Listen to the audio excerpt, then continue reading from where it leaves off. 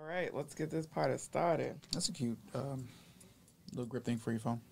Oh, yeah, my crystals. I'm really into crystals. Are you? Yes. Cool. Oh, Lord. Cool. Yeah, that's why I have them on. It's a split community between who is into crystals and who are not. Who are into stones and energy stones and crystals and who is not. I'm not. I don't know if I'm there yet. Okay. I don't know if I'm there yet. I've worked to try to understand it. Yeah. I've listened to many people try to explain it to me, and I'm big on energy. Yes. So I am too. I feel like I should know this more. Right. But I think at some level, it starts getting a little too creative for me. It can borderline between like the demonic realm and like the spiritual, like good side. Like, I don't know. Yeah. It's like and you have to find a happy medium. And you know what's crazy?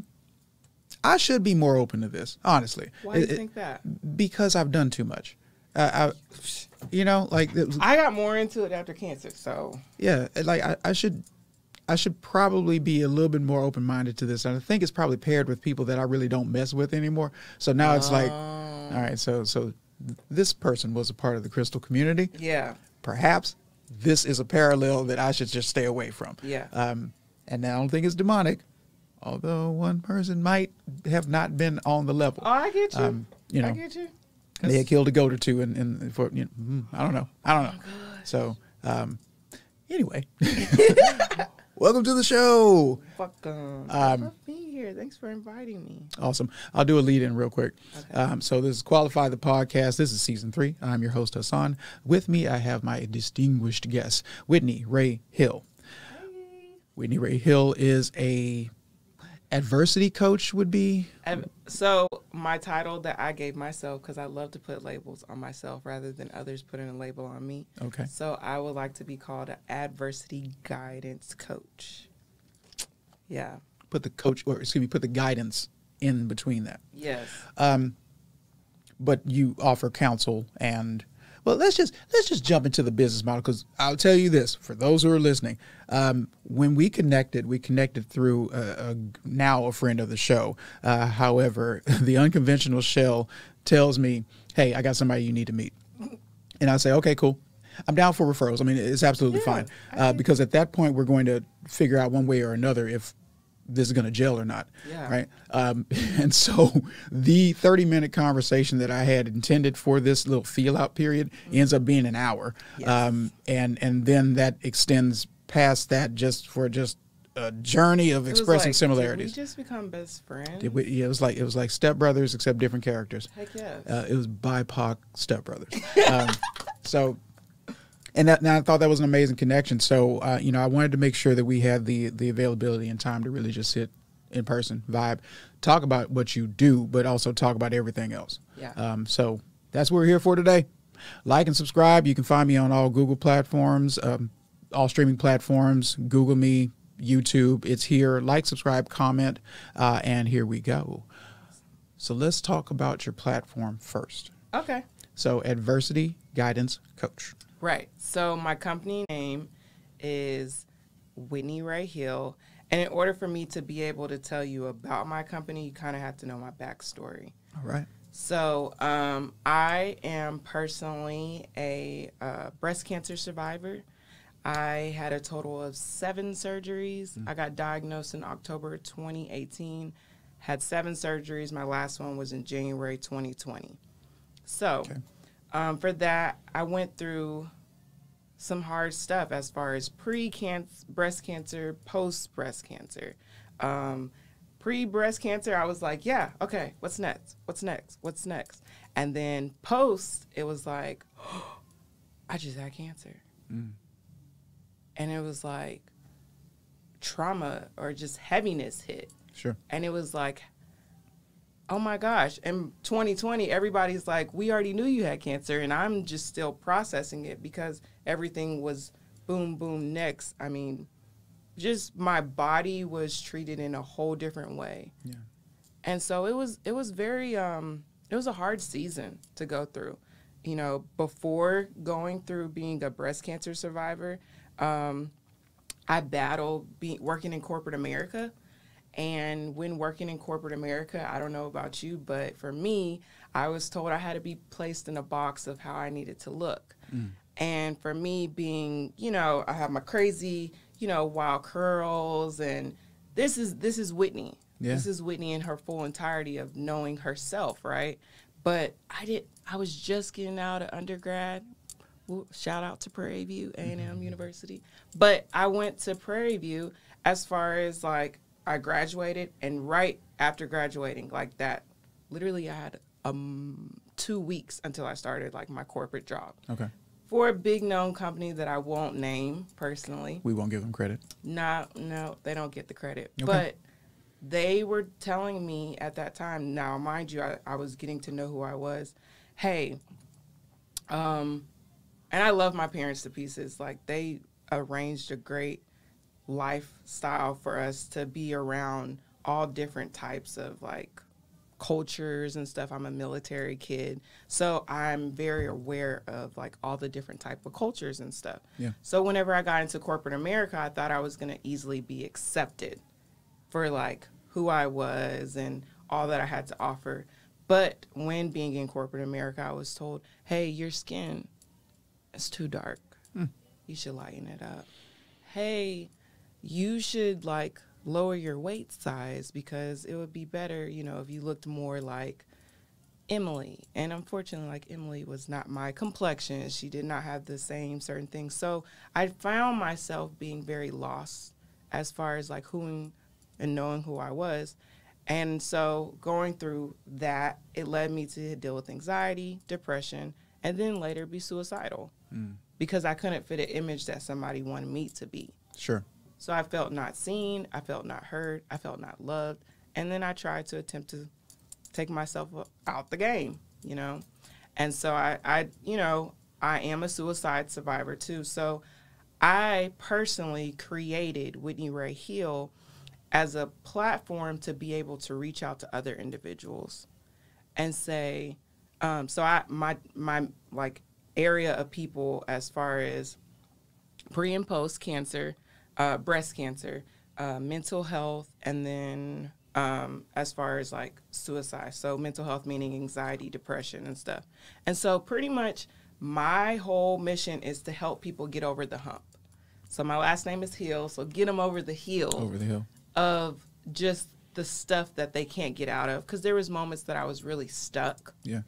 And I just needed guidance to like get over that hill.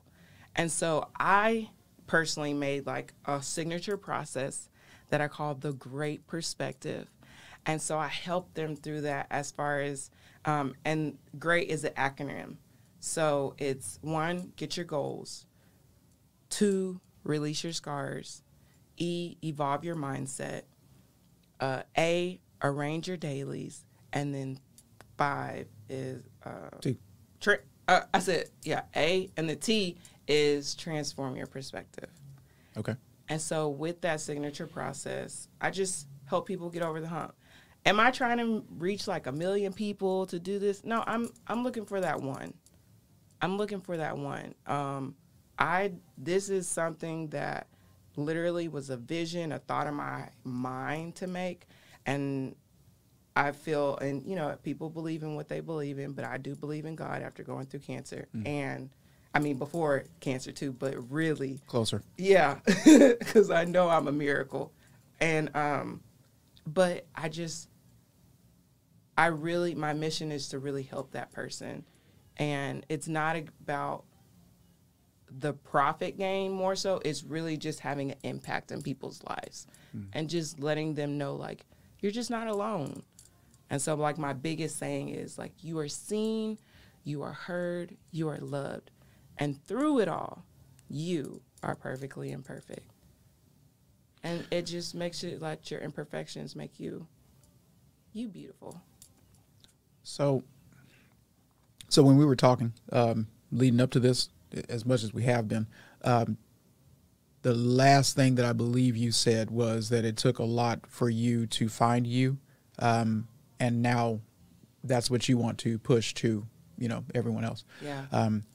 Which I wholeheartedly believe. So the more similarities that we have is that what you've decided to do, and we can call it a business, of course, but what you've decided to do as a mission, right, and as a purpose, is very reflective in terms of what I view some people's personalities to be. I think that you really can't escape this sometimes, that you have to go through something in order for you to fulfill a mission that you really are supposed to do. Our worst passions produce our greatest, like our worst pains produce our greatest passions. That's absolutely right. I 100% believe that. Yeah. So, you know, when you're struggling with something like that, which I too relate to, a couple of different levels, right?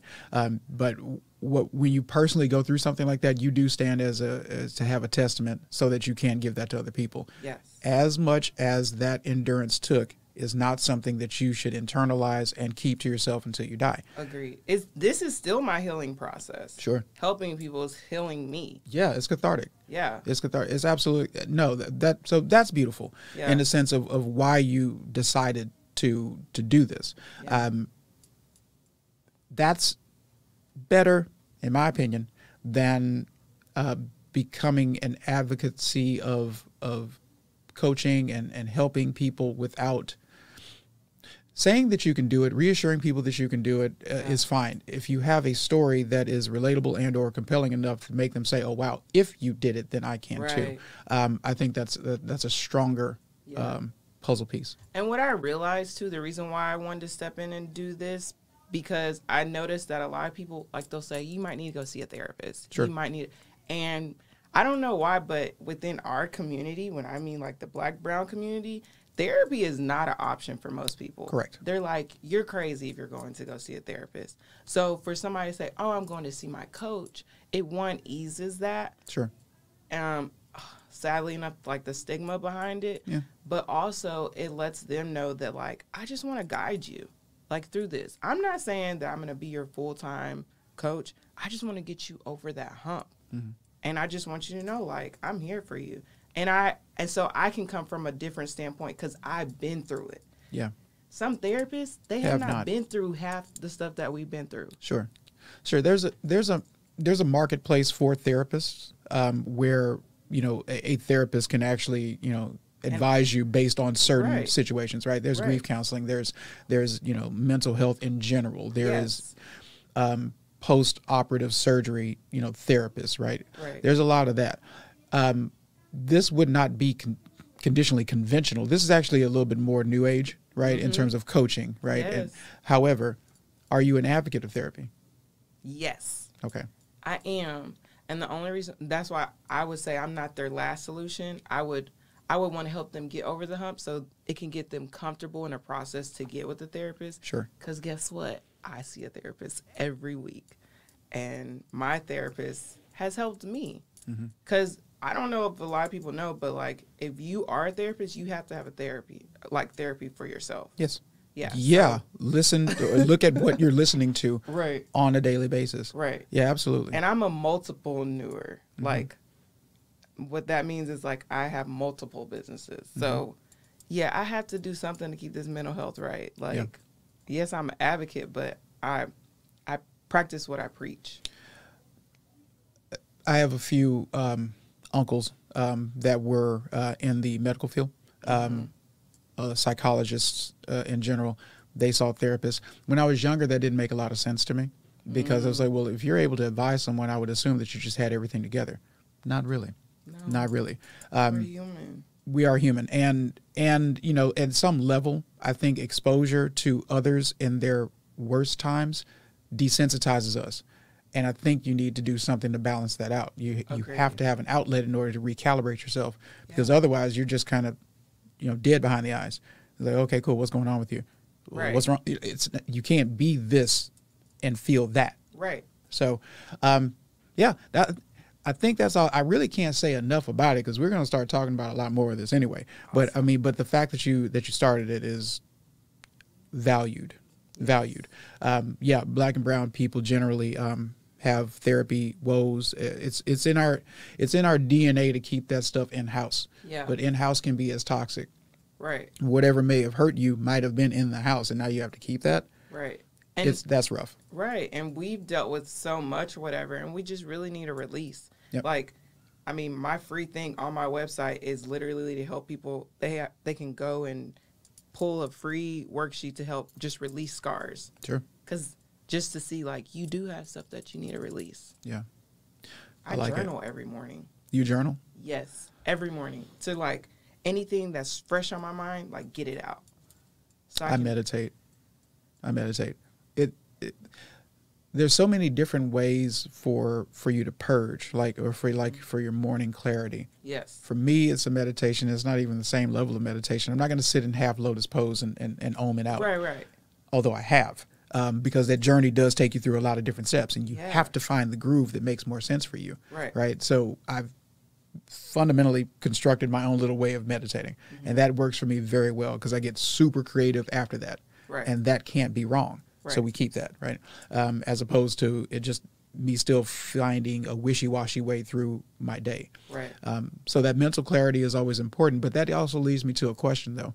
So yes, you offer the service. Yes, you also have a worksheet that allows people, that's an initial counseling in itself, and essentially a gift to those who are interested in you. Yeah. Here's what I provide. This can help you.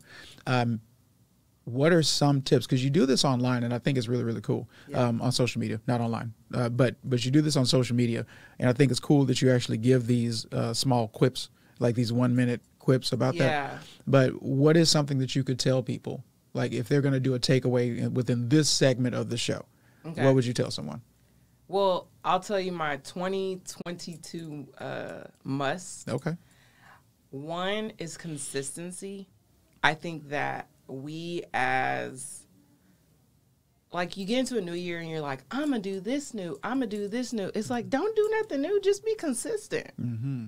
Like, just be consistent. Let's try to make, they say, if you can do something consistently for 21 days, it becomes a routine. Yes. Right? So it's like, let's just be consistent and make it your routine. So I have simple consistencies. Sure. Like, my routine is like, get out the bed. That's a pretty good one. Yeah. And actually, let me go back. Before I even get out the bed, I journal my thoughts. So I get my notebook, or you can type it, and just journal my thoughts, okay? Then I get out the bed. I make the bed. I get out. I brush my teeth. I wash my face. Okay. I did that consistent. Then I have my prayer, my worship, whatever type of meditation time. Mm-hmm. And then I start the day. Yeah. And I get moving. And I have to do all that before leaving that room. If there was one thing on those lists, then, you know, my day is not going to just go smoothly. Can I, let me jump in this real quick. Yeah. If that sounded OCD, I wish I was joking. I'm a military kid. Don't come for me. No, I'm not coming for you at all because I understand it. But I also want to say something, too, that's actually a really good pinpoint to that, because this ain't a joke. If that sounded OCD, you'd be very surprised as to how OCD it's not when you are clinically depressed. It is you do not do half of that. You don't do half of it. That's what I was trying to. That's why I said I related. I was like, oh yeah. I understand that there was a time frame that I was not moving. Exactly. Not moving. And it's like, come on, I don't know if I'm a list checker. Mm-hmm. So I'm like, okay, I did that. Okay, I'm moving. Yeah. I'm getting. When you're rebuilding yourself, for sure, you need the list. You have to. Because it's the same thing that, God forbid, you go through a traumatic accident, you have to learn how to walk again. There's steps in order for you to have to do that. Yes. There are steps in terms of your recovery and these mental capacities you don't have the will to. Yes. And it's not as though you can't, it's that you aren't doing it. It's not processing the same way because you got this fog in front of you. Yes. Again, I'm so glad you're speaking on that.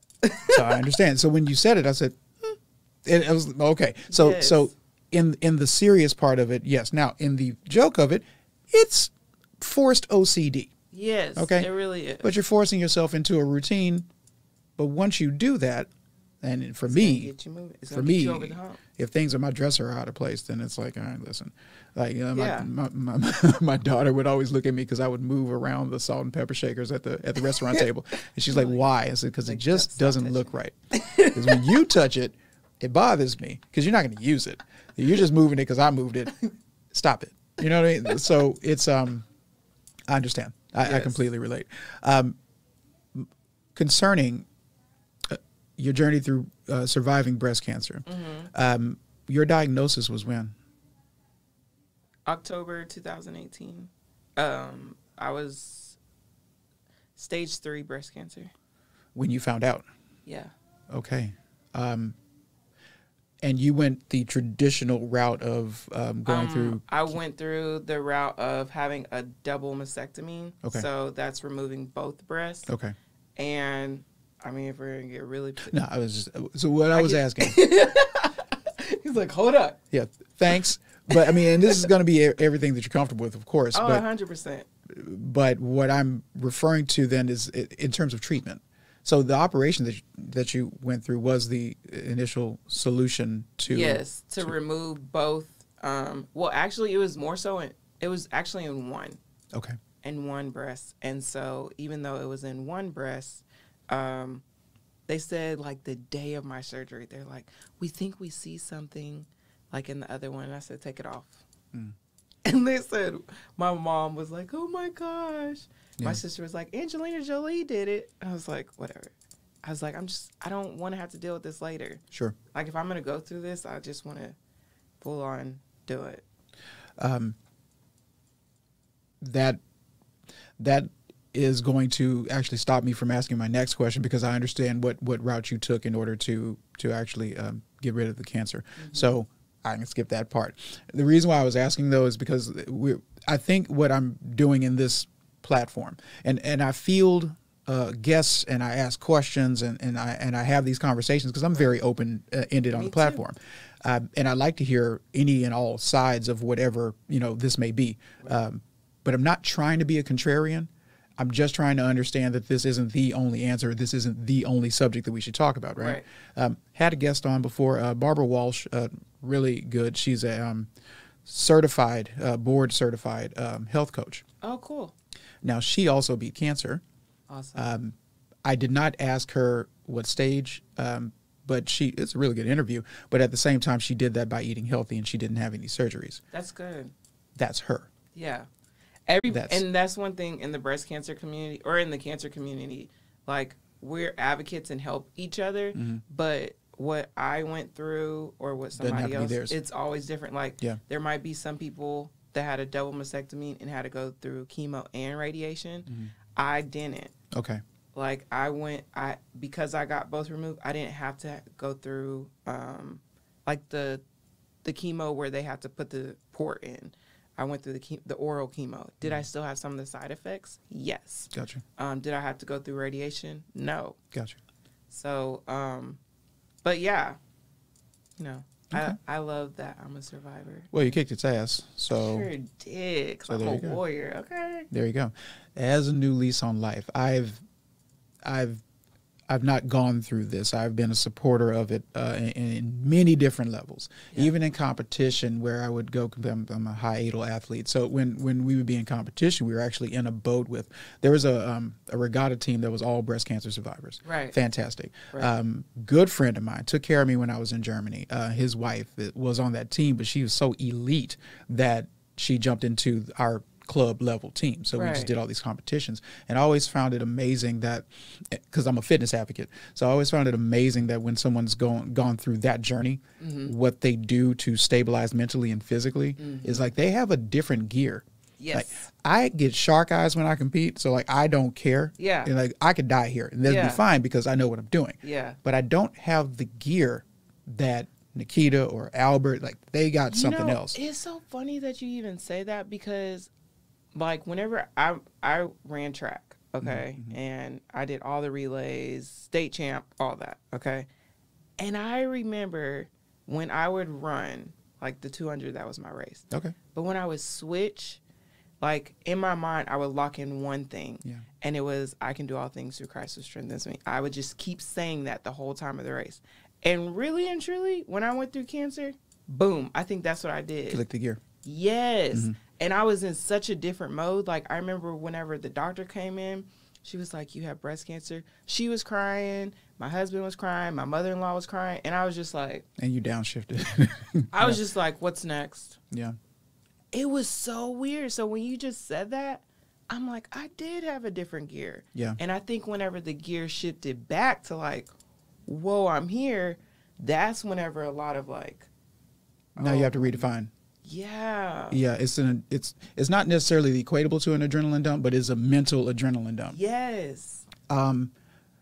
Adversely, when I start thinking about that extra gear, if you stay in it long enough, it now becomes the gear you're in, and then there's another one back there. Yeah. There's another one back there. They used to tell me that, and they would say, well, when you train and when you're at practice, what percentage are you going? I said, I'm going 100%. Yeah. And they said, why? I said, because I'd go 150% in competition. Yeah. Like this becomes the thing. Exactly. You know, and so if you want to see me when I'm excited, strap in. Right. Because I've been doing this 100% every week. So I think it becomes your Because that's how the gear was to start this company. It was like, boom. Mm-hmm. People were like, hey, let's hang out. Unless it's working on my company, then that's all. Sure. Because I get tunnel vision. Yeah. So you've been pedaled to the floor for a while. Yeah. Listen, you're talking to another pedal to the floor person. I admire that. That's not really something. See, it's odd to people who don't have the gear. Right. That's it. Like if you're doing it, then you understand people who are doing it. Yeah, it's kind of like truck drivers. You're just not, you know what I mean? Yeah. That's why, I get frustrated, and I had to really check myself. Like, I remember one day I was like, why don't people think like this? Why don't people do it? And then I realized everybody doesn't have that mindset like you. No. And you can't assume, and that's something I'm really working on in 2022, is just like losing that expectation that everybody is like you and accepting people for who they are. Oh, you need to hold that thought. Okay. So before we jump into what I would love to talk to you about. I didn't get to finish my consistencies, my 3 musts for 2022. Well, come on. Okay. So it was consistency. The other one was mind your business. Okay. Mind your business from, if you have a business, put your mind, your heart into it. But if you don't, then mind your own business. Still keep your own. Yeah. Please and thank you. Because a lot of people can't understand entrepreneurs and the way we go about things. And there's nothing wrong if you don't. But I have no problem educating. Sure. That's why I'm a professor. There you go. And then the last thing was work on your internal crown, which we already kind of talked about. So those are my 3, consistency, mind your business, and working on your internal crown. I think those need to be the must for 2022. That's 2022. Yes. Okay. Now, before we jump into anything else, where can they find you? Oh, www.whitney, WhitneyRaehill.com. WhitneyRaeHill.com. Also on Instagram. At Whitney Rae Hill. Branding. Pretty much Brandon, my brand. Yes. Yeah, I need to do that now because you don't see it, but I just got excited and I know we're about to go through another thing. So I was like, before I forget. Yes. Where do they find you? Right. So Whitney Rae Hill, that's my brand. I'm so proud of my name and what it stands for. I'm honored to be a Hill as far as married to my husband. We have broke generational curse and in the business of legacy making. So I'm very, very grateful. Shout out to you having a strong support system. Yes. Right. Shout out to your journey. We have effectively just met, although I am very proud of everything that you've said that you've accomplished so far. Thank you.